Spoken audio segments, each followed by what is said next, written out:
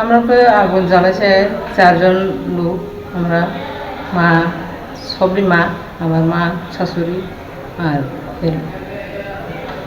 বউ ঘর বাড়ি গেছে।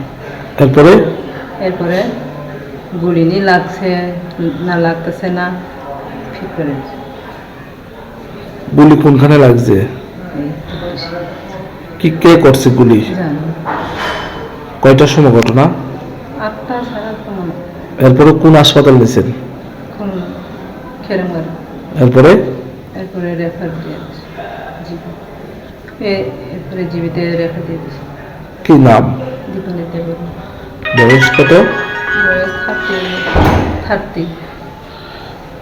বাড়ি কোনখানে? সামনন্দপাড়া। তো পুলিশ আইছিল ঘটনা খবর পাইয়া? পুলিশ তো ওখানে আসে, এখানে আসে। তোমার কি লাগে? শোনে।